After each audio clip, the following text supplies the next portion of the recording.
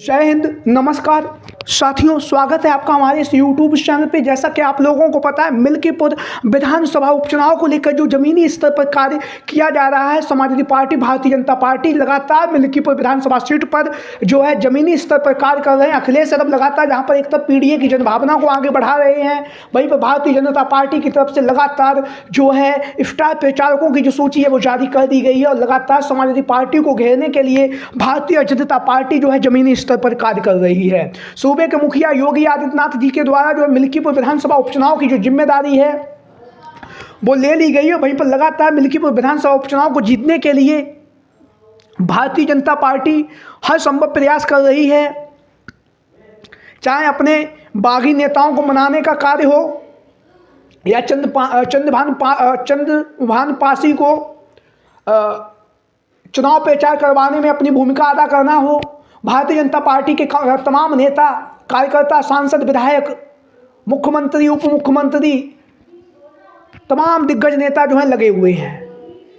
वहीं पर दूसरी तरफ समाजवादी पार्टी की तरफ से अवधेश प्रसाद पासी, अजीत प्रसाद पासी, पवन पांडे, लाल बिहारी यादव, शिवपाल यादव, डिम्पल यादव और उनके साथ साथ में तमाम दिग्गज नेता जो है मिल्कीपुर विधानसभा उपचुनाव पर जीत दर्ज करने के लिए जमीनी स्तर पर कार्य कर रहे हैं। जहां पर समाजवादी पार्टी लगातार पीडीए के लोगों को जोड़ रही है, लगातार पीडीए की विचारधारा को आगे बढ़ा रही है, लगातार पिछड़ा दलित अल्पसंख्यक की राजनीति को आगे बढ़ा रही है। अखिलेश यादव पीडीए के नायक के रूप में लगातार काम कर रहे हैं। लगातार पिछड़े समाज को उसकी आबादी के हिसाब से हक और सम्मान दिलाने का काम जो है वो अखिलेश यादव जी कर रहे हैं। लगातार विधानसभा उपचुनाव में हमने देखा भी होगा, महिलाओं को भी बराबर की भागीदारी दे रहे हैं। विधानसभा के उपचुनाव में जहां पर 9 सीटों पर विधानसभा उपचुनाव हुआ, 5 सीटों पर जो है अखिलेश यादव जी ने महिला दावेदारों को चुनावी मैदान में उतारा। जहां पर अखिलेश यादव लगातार जमीनी स्तर पर कार्य कर रहे हैं। वहीं पर हम बात करेंगे आज की अपनी इस वीडियो में मौर्य समाज के 2 दिग्गज नेता स्वामी प्रसाद मौर्य और केशव देव मौर्य के बारे में। स्वामी प्रसाद मौर्य, आप लोगों को पता है, समाजवादी पार्टी से कद्दावर नेता रह चुके हैं। अखिलेश यादव जी ने उन्हें एमएलसी भी बनाया है। उससे पहले बहुजन समाज पार्टी की सरकार में नेता प्रतिपक्ष, कैबिनेट मंत्री भी रह चुके हैं और भारतीय जनता पार्टी की सरकार में जो है 2017 से 2022 के बीच में वो मंत्री पद भी संभाल चुके हैं। तो स्वामी प्रसाद मौर्य जो वर्तमान समय में समाजवादी पार्टी से उन्होंने अपनी दूरियां बना ली हैं। राज्यसभा के चुनाव के बाद उन्होंने समाजवादी पार्टी की प्राथमिक सदस्यता से इस्तीफा दिया। उसके बाद एमएलसी का जो पद दिया था अखिलेश यादव जी ने, उस पद से भी उन्होंने इस्तीफा दे दिया।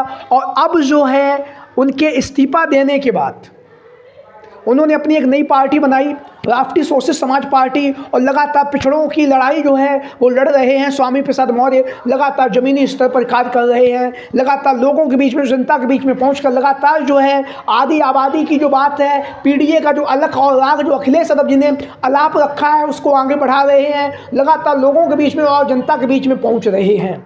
लगातार स्वामी प्रसाद मौर्य को लेकर उत्तर प्रदेश की राजनीति में माहौल बना हुआ है। स्वामी प्रसाद मौर्य जो है आगामी समय पर जो है अपना समर्थन जो है समाजवादी पार्टी को दे सकते हैं।